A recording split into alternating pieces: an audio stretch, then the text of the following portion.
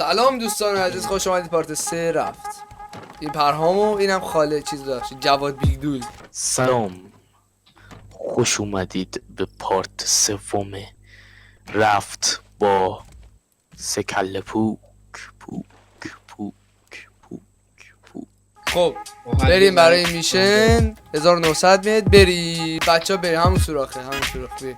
آه بچه ها، این سوراخ اون سوراخ نیست، اشتباه اومدی. بیا حله، بیا بریم دور شو دور شو دور شو دور شو. حالا قرار بریم تو قرار، بریم تو قرار، بریم تو قرار. همه چی میدید مردم.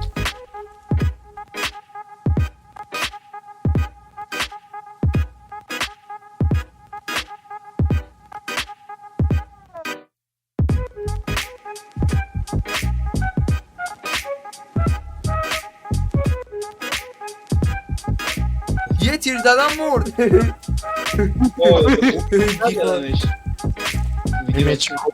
امیچکور تو بچه من میرم پاکستان میمیرم.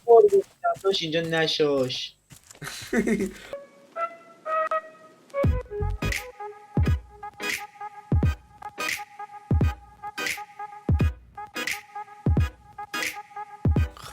خب اینجا چجوری بود؟ بعد سنگ میگرفتی اینجوری نیگا بازی میزدی به اون.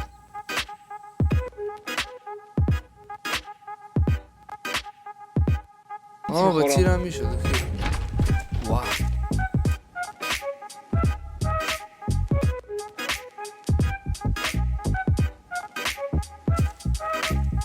باید خیلی دوست دارم.